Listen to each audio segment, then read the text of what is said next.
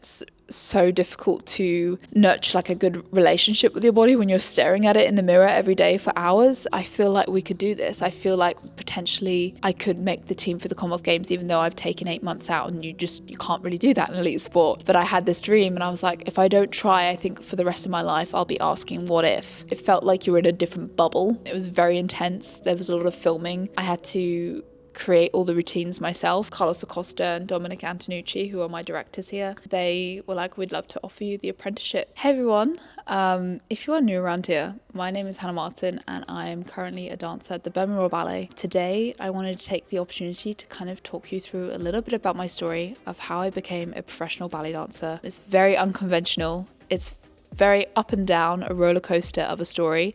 So buckle in your seatbelts, grab some popcorn, and let's get going. Wow. I'm like trying to think of where we even start with this. A lot of people, like, the common question is like, how did you start dancing? The easy answer to that is my mum was a dancer, not a ballet dancer. She used to do rhythmic gymnastics herself, and she danced a lot in the church, and she led a lot of dance things in the church. So that's kind of where I started dancing.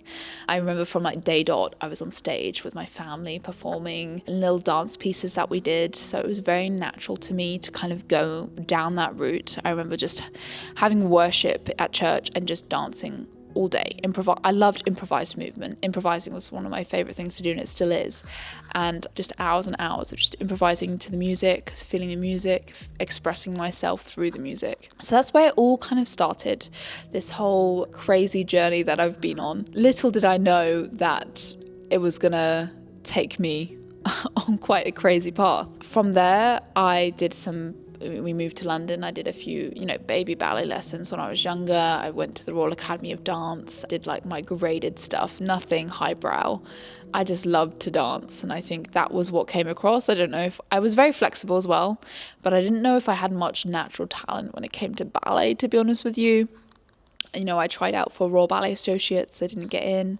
I was doing acrobatics recreationally. I was doing artistic gymnastics recreationally. It was too flexible, really, for both of it. Well, acrobatics, not so much, but it was just recreational. And I wanted to compete. I was really, really interested in competing and the competitive element. But none of the places that I was competed at all. So I was like, I have this itch I want to scratch. I wouldn't say with anything I was that naturally talented. I would just work really, really hard. So if someone would give me a task to work on, I would be there with my full attention, giving it everything I had. So I didn't really feel like I moved forwards in those arenas. I was about 8 at the time, and that is when I went to my first rhythmic gymnastics lesson. I remember it was quite far from us. It was about like an hour and a half drive. We lived in London, and the rhythmic gymnastics club that we went to was in Shoreham. My mum reconnected with an old friend, Maria Foster, at iStar Academy. And I ended up going there like once a week, I think on Saturdays. My mum wanted to qualify as a rhythmic gymnastics coach, and I was kind of roped along. And it was the first place where actually my flexibility was a great, great asset, and it wasn't as much of a setback. I felt like even in ballet, it was almost, the flexibility was too much because there was no strength to kind of underpin all of it. I was also homeschooled, so I had a lot more opportunity to kind of train outside of hours and a lot more flexibility with my schedule, which a lot of maybe other young individuals didn't have. I loved being homeschooled. I still look back on those years super fondly because it really took the limits off. Like, anything was possible. Anything you wanted, my family very much fostered anything you wanted to do, you could. Like, you want to start a YouTube channel, go start a YouTube channel. I wasn't allowed to put my face in YouTube videos at the time, so I made like another YouTube channel with like some of my toys, and I was like building that up to like 10-20,000 subscribers, and it taught me a lot about like YouTube and business, and kind of starting off, we had like an eBay business. We were very much brought up of like, you want something, then you can take steps to achieve that, which I feel was very much fostered within like our homeschool environment at home. Sidetracking. I kind of got more and more involved in rhythmic gymnastics because my mum was qualifying as a coach, but I was, again, no prodigy, okay?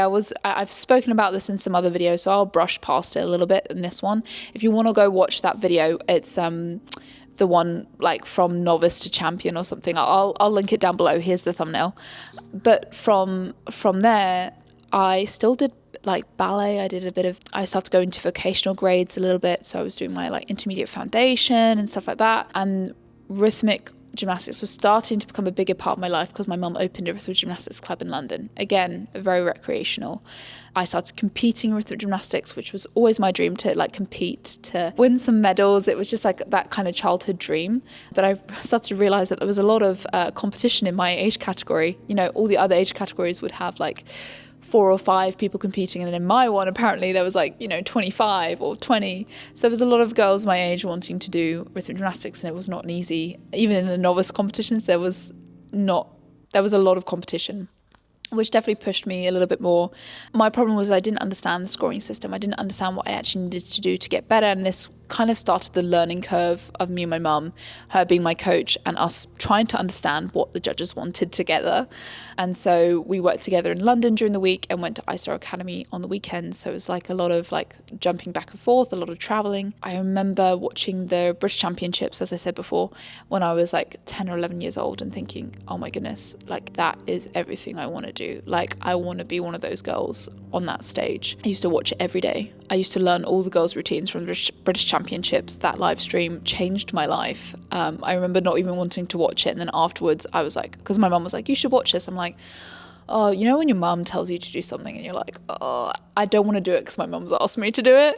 But then, wow, like that live stream literally changed the course of my entire life. After that moment, my mum was like, okay, if you want to do this, you're going to have to listen to me. Like, we're going to have to do this together. We went to different training camps. We took notes about all the exercises that people were doing. I had to do do a lot more body conditioning, because I really, from the flexibility, I really had no control, strength or coordination. So it was a lot of learning how to use the apparatus. Again, starting at 8 years old sounds young, but I was very late. A lot of people were starting at like 4 or 6, and I was very late to the game. And like, I didn't have a super experienced coach. Like, my mum and me were learning together.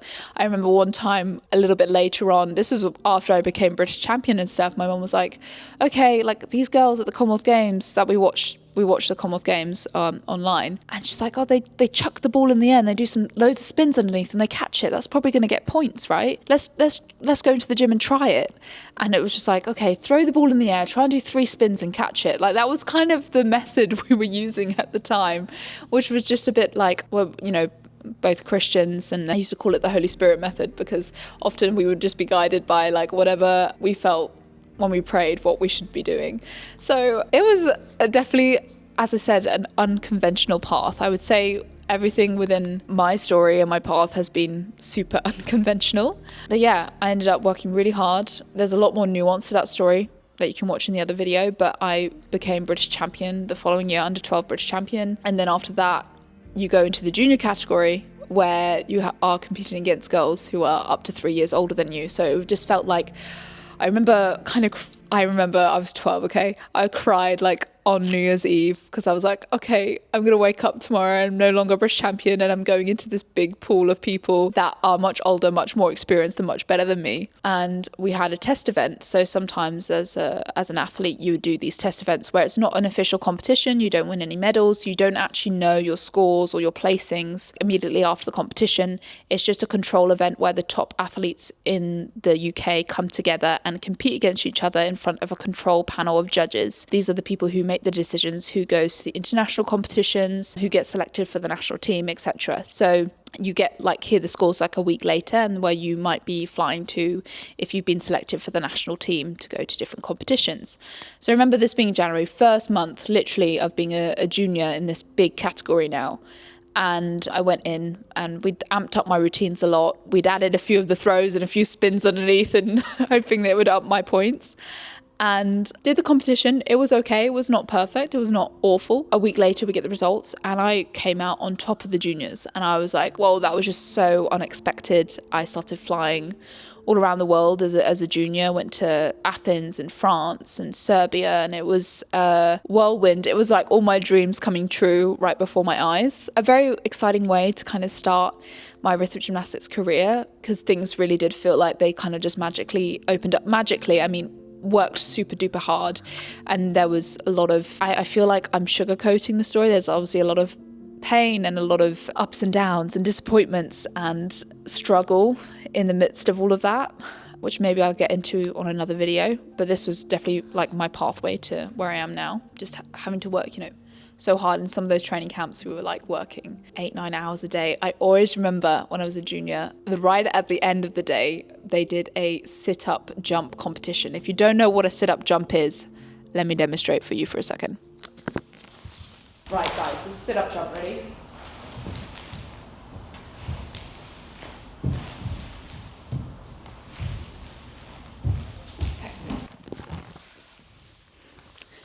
Example. I hope you enjoyed the demonstration.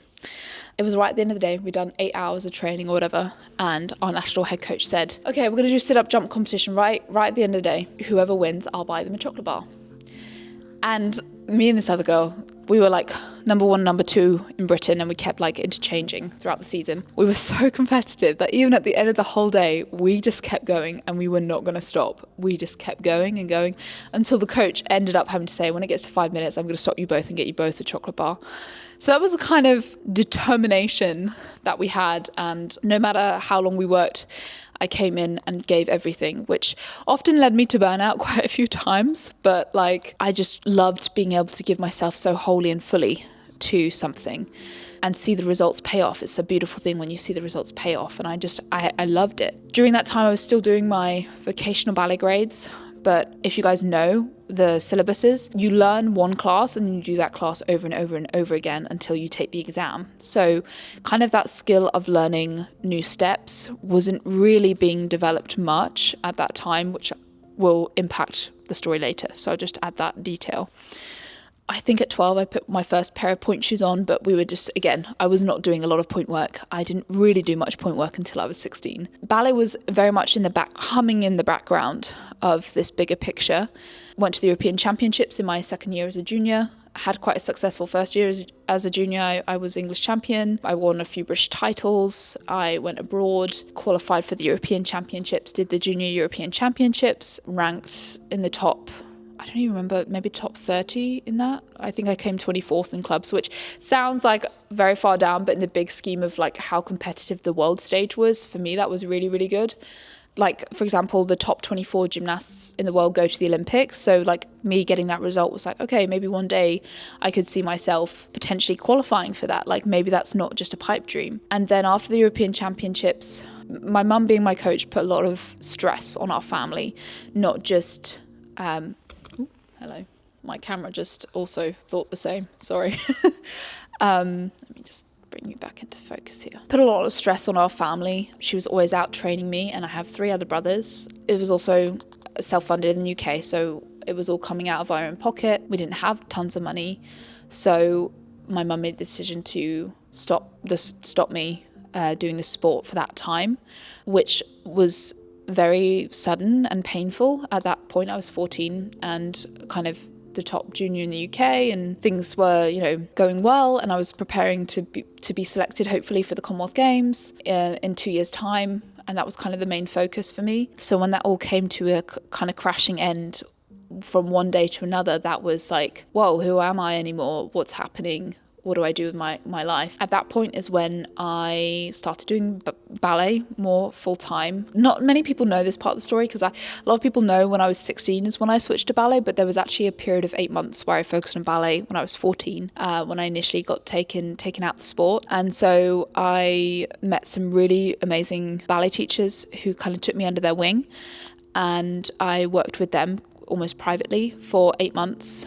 I just met them at an associate program in London that I applied for, and they saw me, talent spotted me, and was like, I run like lots of private lessons here, like would you like to come and learn? And I was like, yes. Anything that tasted a little bit like my rhythmic gymnastics journey, I wanted just to completely immerse myself in something again. And in ballet I was finding a similar feeling to that, like being able to dedicate. There was a right and wrong, like in rhythmic there was still like a right and wrong. You get the points for this, you get deductions for this. And in ballet, it felt like there was a similar element to that. So it felt like home to me. And so the hardest bit of coming to ballet was trying to learn the exercises, because I never found picking up exercises that easy in general. I wouldn't say my coordination was my strongest asset. So that was something I really had to develop in that time. And it's still something I'm trying to develop now. Started developing a little bit more point work not again as much as maybe I would have liked now I look back, but I got my advanced 1 under my belt, which was necessary because I really wanted to get my advanced 2 so that eventually I could do the Jenny Fontaine competition. And so I was working towards, advanced 2, taking loads and loads of classes, just fully immersing myself in ballet. But then there was this itch of like, maybe I could do the Commonwealth Games. I reconnected with an old coach and I started going once a week to iStar Academy again on like just traveling myself because I was a bit older at this point. And I was like, I feel like we could do this. I feel like potentially I could make the team for the Commonwealth Games, even though I've taken 8 months out, and you can't really do that in elite sport. But I had this dream and I was like, if I don't try, I think for the rest of my life, I'll be asking what if. I took the decision to go back to the sport, this time a little bit more on my own, not on my own terms, but like my mum wasn't my coach at the time. That was the first time I'd kind of gone into rhythmic gymnastics and my mum not so much involved. It was a struggle. I mean, I again covered all of that in the Commonwealth Games video, so I'm gonna just again skim over that. But it was the most challenging experience, but also one of the most rewarding experiences of my whole life, and I wouldn't trade it. But if you want to watch my whole journey to the Commonwealth Games and at the Commonwealth Games, you can go watch that video here. Shortly after the Commonwealth Games, I was selected to go to the World Championships. I was number 2 at the time, and actually the number 1 was retiring, so I was going to be becoming the number 1 senior, the highest level in the UK. And that's when, again, rhythmic gymnastics did put a huge stressor on my family. And yeah, things were not good. I wasn't in a great place. I was quite burnt out from having pushed to get to the Commonwealth Games, despite all the odds. And yeah, like, when life sometimes just isn't working, like it's just nothing is quite working the way it should do. It was in my personal life, in my sport, it just nothing was clicking. Ended up going to a school which could facilitate my training. So sometimes I would be, getting up at 5:30 in the morning to get to training for 7:30.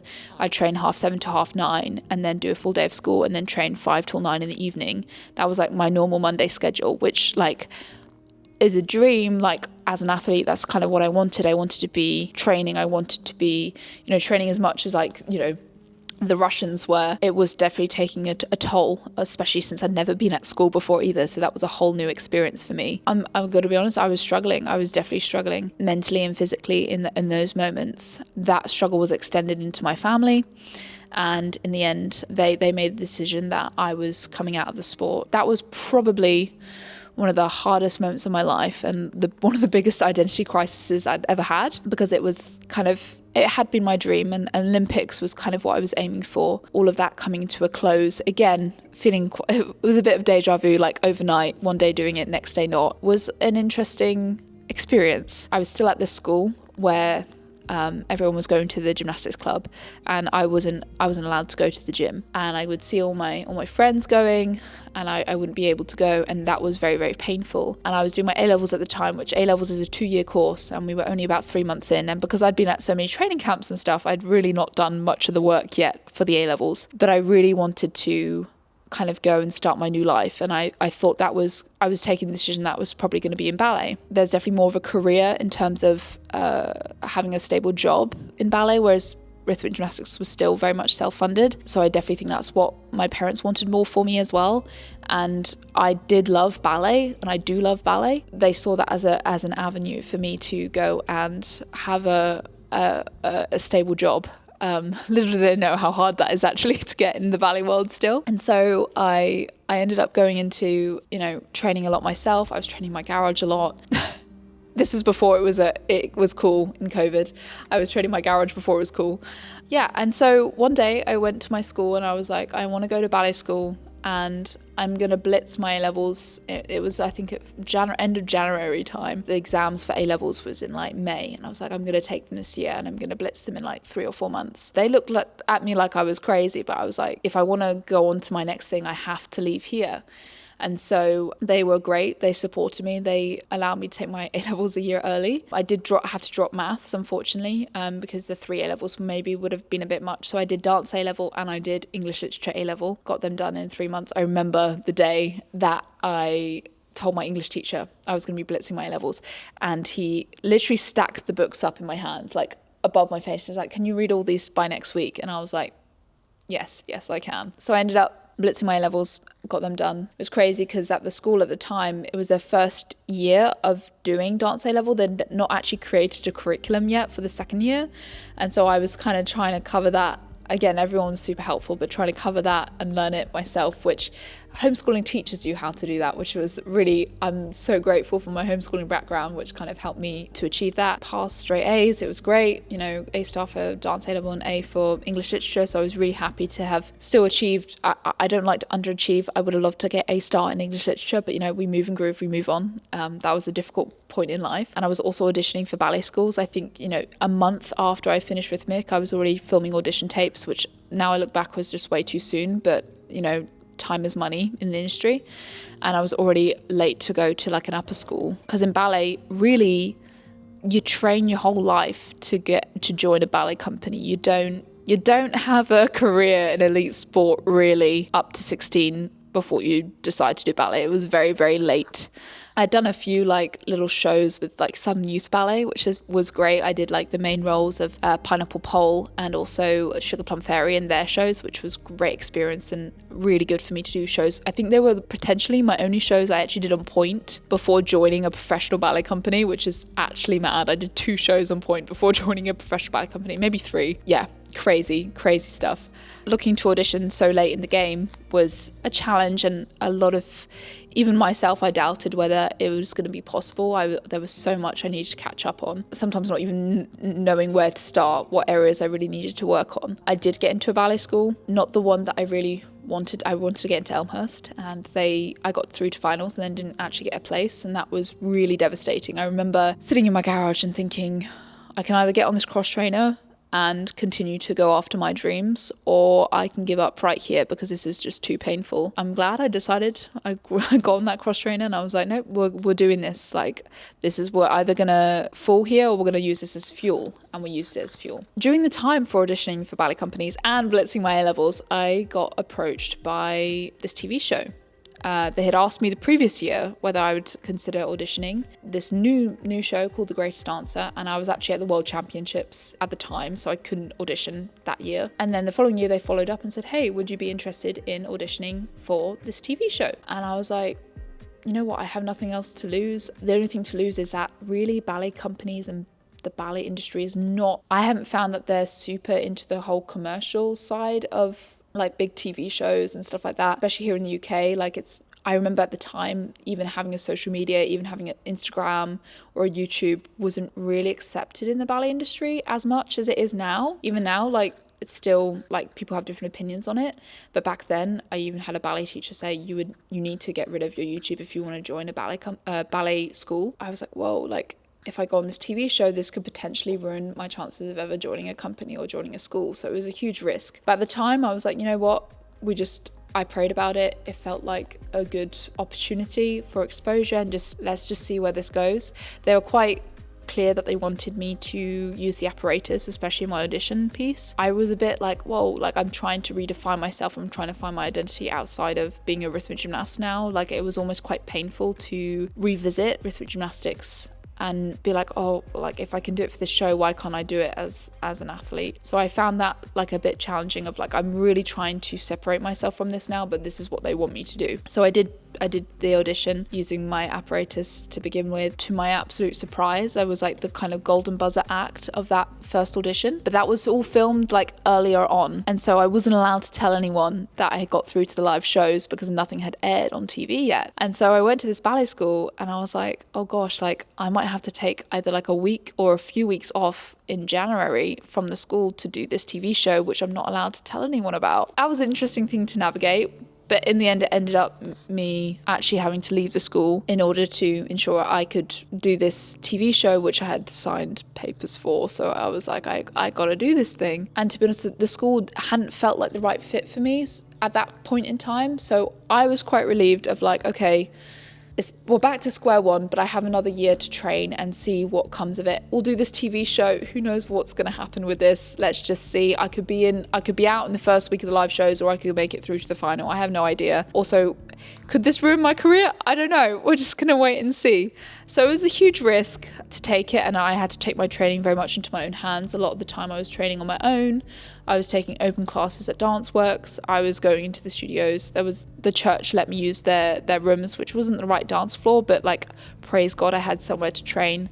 And I would just work hours and hours filming myself, watching it back, trying to train myself. I was doing Advanced 2 at the time. I got my Advanced 2 distinction, which enabled me to go to the Fontaine a few years later. So I did all those things. I ended up going on that TV show, and it was like a whirlwind. It really was. Like, it felt like you were in a different bubble. It was very intense. There was a lot of filming. I had to create all the routines myself. So that was also what I was... 17 at the time, still young. You learn how to then deal with like hate comments and all the media that kind of comes with the show. Also, like, I made it all the way to the semi-finals, and then going out, and then it's like, oh wow, that whole thing is just over. That's also quite a shock as well to the system of like, wow, I've just lived in this bubble which felt like this alternate universe, and now I'm back to nothing. It's a bit crazy. So I made it through to semi-finals.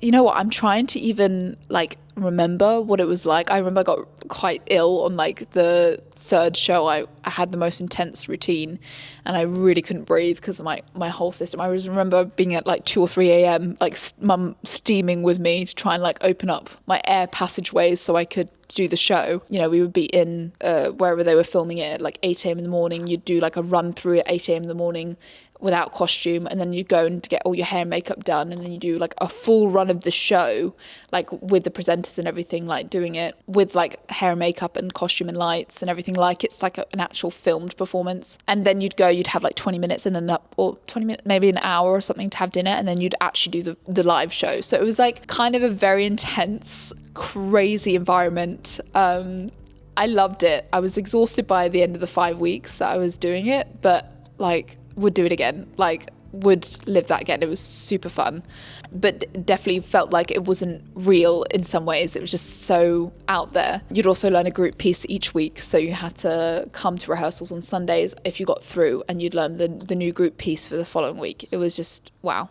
crazy times. After that, I remember we were about to go on holiday with the family, and I got a call from my ballet teacher, and she said, Elmhurst would like you to audition for the graduate year.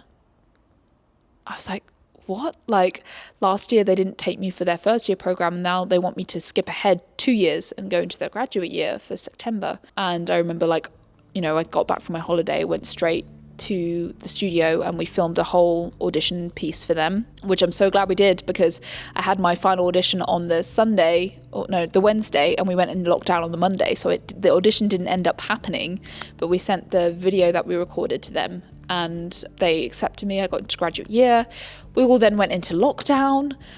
We all know how crazy that was, and I was just dancing in my garage, trying to get as much experience, living off kind of the whole Greatest Dancer TV show craziness. I went to ballet school, and it was like, wow, this is another universe that I've never kind of been in before. I was definitely, when I got to Elmhurst, I had my first day, and I was like, oh, this feels like the right place for me. Like, this is so different to my other experience, and it just shows you that like you can be at two very good schools, and one of them can feel right and one of them doesn't, and it's not a reflection necessarily of the school. It's just you as an individual, you need to find what's right for you. So I remember after that first day, I was like, wow, this okay. I can be myself here, because the studios were free, so I could like work myself, which was just an important element of the way I had always done things. I'd always kind of worked on my own quite a bit to invest in myself, to push myself forwards, and I needed that space, especially because I had so much to catch up on. I remember after the first week, our teacher coming across and said, okay, this week we're doing ballet class on flat, but next week we'll do it on point. I was like, wait, just like normal ballet class on point? Like not a point class, like doing regular class on point. That idea just didn't really register with me, because I was so behind on my point work at the time. I was wearing different shoes at the time as well, which were, I would say I could be lazier with my feet with those shoes, which now I do freed, which makes my feet a lot stronger. And I wish I knew that a lot earlier, if I'm honest with you.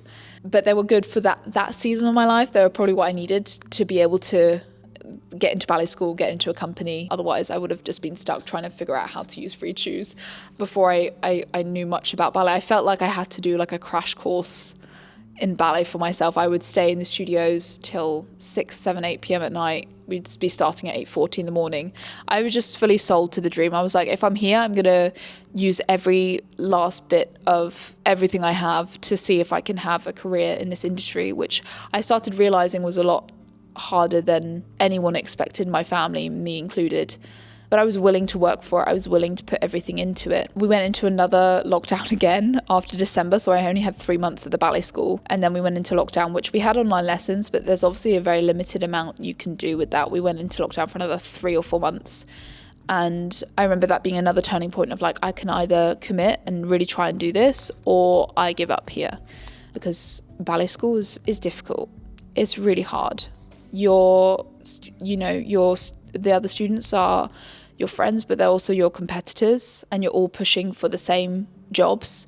You're all trying to grow up, and your bodies are developing, and it's so difficult to nurture like a good relationship with your body when you're staring at it in the mirror every day for hours. And I never really experienced what that's like. In Rhythmic, we didn't have mirrors, and it was all about kind of a point system, whereas ballet is a very aesthetic art form. There's no getting around that. And I would say my relationship with my body definitely did suffer a lot in my ballet school years. The way I felt about myself and my body did deteriorate a little bit in that time, mainly because like an environment where you do have to stare at yourself at leotard tights constantly does tend to take an effect on you, especially if you're a high achiever and there is a certain aesthetic which feels more accepted in the ballet world than others. And that is something that is changing very slowly, but it is a real aspect of ballet that is very difficult to be in. I'm going to be really honest, it's a very difficult aspect of ballet to, I don't want to say accept, but to manage.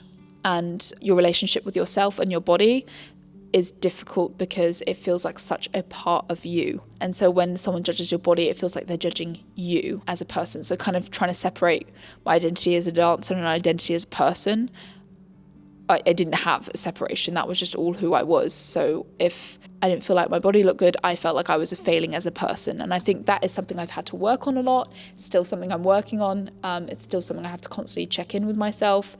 I definitely feel like at ballet school, I wish I did a better job of that, but everything was very new. And I was so determined to achieve and not be a failure. I was like, I've come too far. This journey has been too crazy not to succeed at the end of all of this. But it was COVID as well, so there was no jobs really in the arts industry, and I was trying to get one of the few jobs that there was, and I was like, oh, I'm not good enough because I haven't been trained like all the rest of these people who have like worked their whole lives for this. And I'm like jumping in here giving it my all, but like, is it going to be enough? I remember training my garage every day. I gave myself gas poisoning one day because I had a gas heater in my garage to keep me warm because it was -5 in there when I was training in there.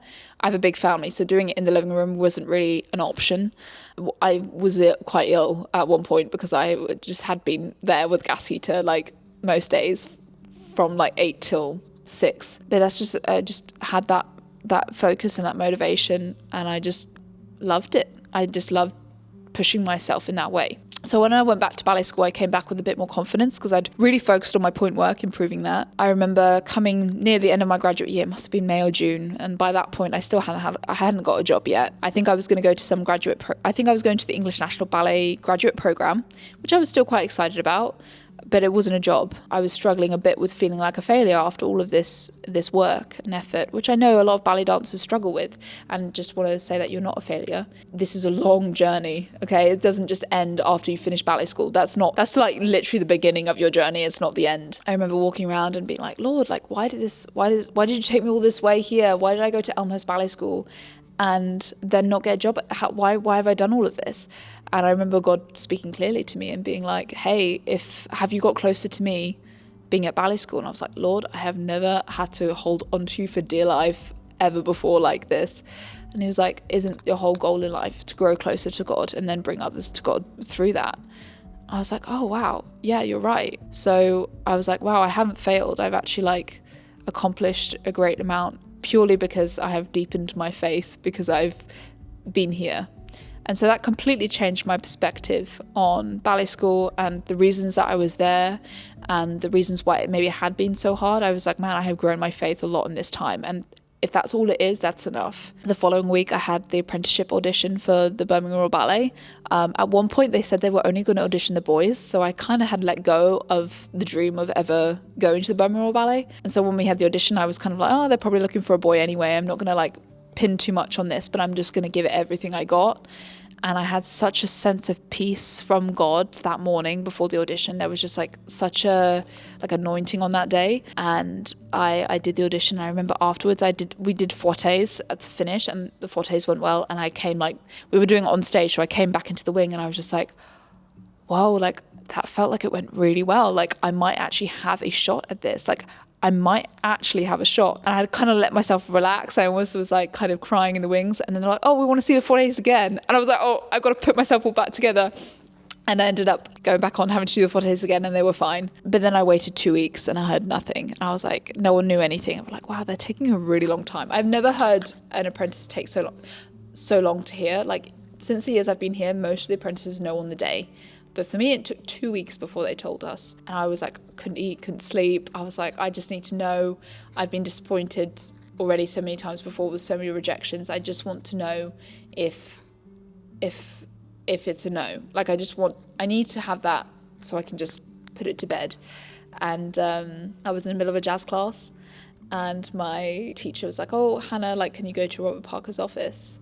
And I was like, oh my days, what is this? Is this it? And I came to Robert Parker's office. He turned his computer monitor around and there was Carlos Acosta and Dominic Antonucci, who are my directors here. They were like, we'd love to offer you the apprenticeship. And I was like, wow, like this is crazy. This is like totally, you couldn't create this story. This is madness. There's a video, I'll include the video. There was definitely a moment where I definitely didn't think I was going to make it.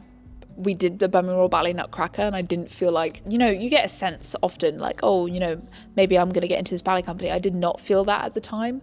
I'll try and include the clip actually of like how I was feeling in the December. Quick update on the audition front. Just finished filming my exercises for competition. I'm so disappointed, if I'm honest with you. I think the hardest part is that like you think you can refilm it and like make it better.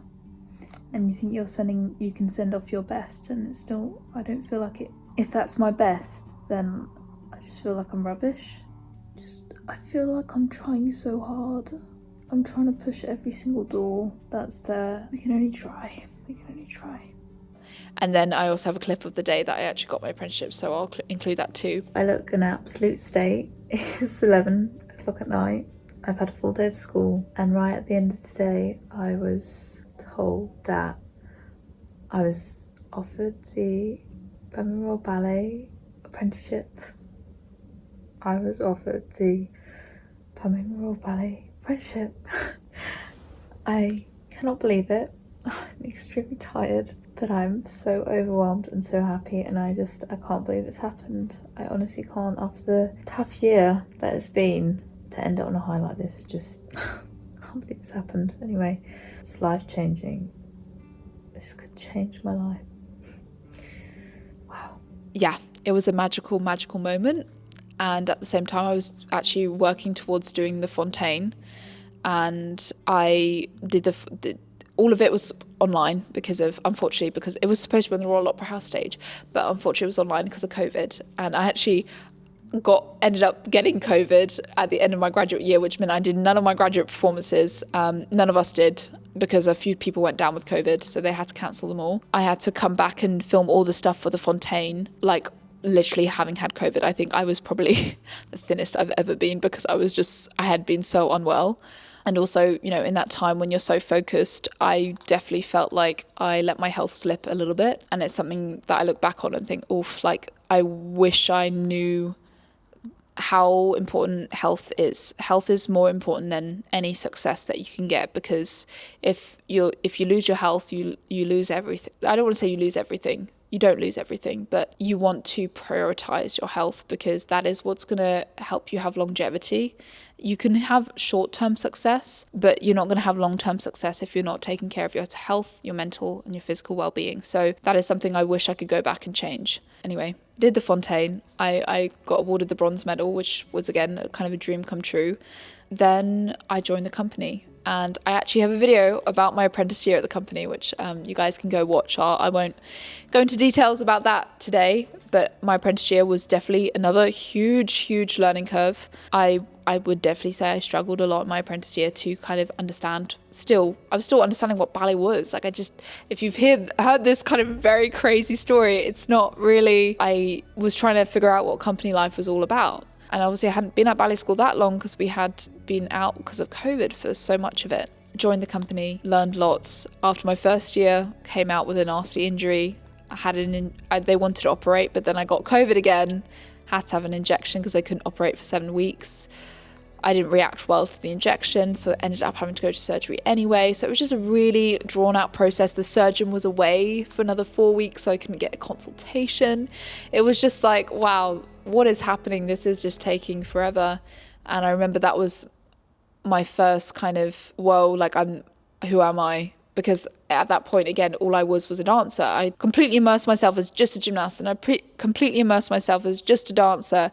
And I remember the Commonwealth Games happening in Birmingham, and I wasn't being able to dance, and I wasn't doing rhythmic gymnastics. And that was just, it took a while it was a good time, because I think I processed a lot of things in my rhythmic gymnastics career that I hadn't processed before, because I just threw myself into ballet. And having that surgery really allowed me the time to do that. It was a very painful process, but we got through it. Recovered from surgery, went straight into Swan Lake. That surgery recovery was actually super quick, and I'm really grateful for that. But going into Swan Lake straight away, there was still, I thought I was ready, but still my body was catching up, and that foot wasn't pointing as much as maybe I wanted it to. So there was still things that, like, oh man, I look back and it's like, oh, I wish circumstances were different, so I could have done that better. The next few years was changing point shoes, and I remember not being able to get a good supply of my point shoes, which meant I was wearing shoes that didn't really fit my feet. I felt terrible in classes. I just felt like I couldn't get my feet on the ground. I couldn't get running again. It was crazy, because up to that point, it just felt like life was running from one thing to the next, and everything kind of fell into place. And then it felt like, wow, things aren't working. Like, why is this so difficult? Why is this such a struggle? I'm giving it my all like I normally do, but I'm not seeing the same results. And I think, we go through seasons of life like that. And that definitely felt like my first 2-3 years in the company. I just was like, oh, I don't understand why this is not clicking. And then suddenly it did feel like it was clicking. I think it was the summer of 2023.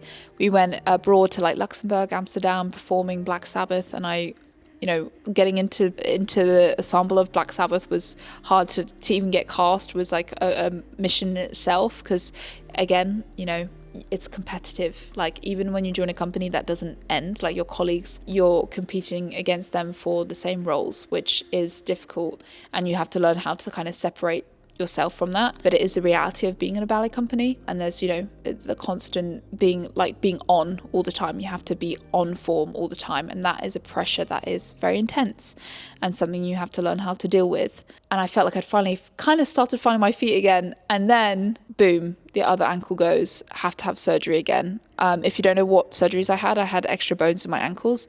30% of the population actually have these extra bones. They just don't know, because they don't try and dance on their tippy toes all day. So there's a little bone at the back. If it gets inflamed, it stops you being able to point your foot, which is obviously very important as a ballet dancer. And as I don't have great feet to begin with, I really do need every little ounce of flexibility in my feet. And so I remember going into this surgery being like, this is not going to stop me. This is like just a blip in the road. I'm not injured. It's just get the bone out and let's get back to dancing. And that mentality, I think, messed me up a little bit, because I did feel like I maybe rushed my rehab a little bit too much, and it caused a lot of complications. And I didn't dance properly for like a year. I was trying so hard to get back. I was doing everything, and my ankle was just not responding. It was worse than it had ever been. I was in pain walking. It was just aching even when I wasn't doing anything. And it was, again, another scary time, and another time where I had to learn who I was outside of dance. I really grew a lot as a human being in that time. I had to heal a lot of the relationship with myself that I had to kind of let slip over years of doing ballet.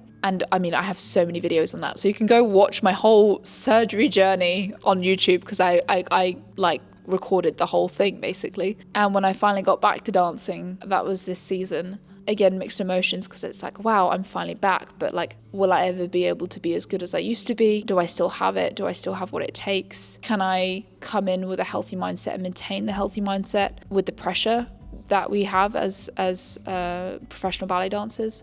And so I think that has been the challenge this year for sure, coming back into, day in, day out ballet, which I love.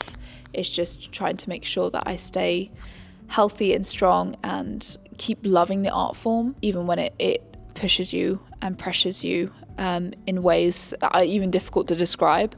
Sometimes when you love something so much, it can actually hurt you. They always say the things closest to you hurt you way more.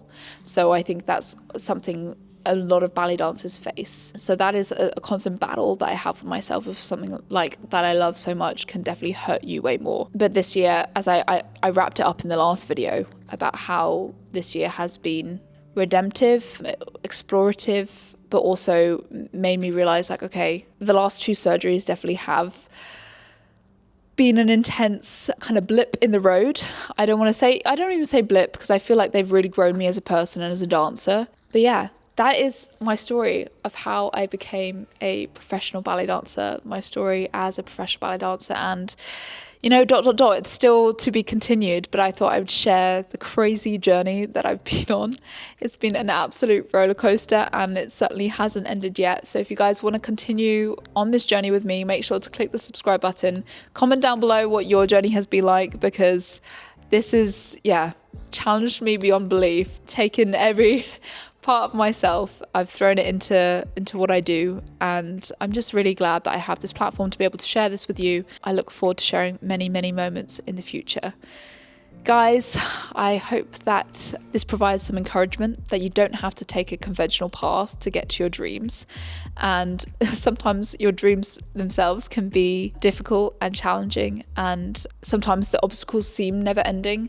But there's always a way you can approach it, and a perspective you can approach it with, that you can dream big and make it happen. Guys, I look forward to sharing more of these moments. I'll see you very soon in my next video.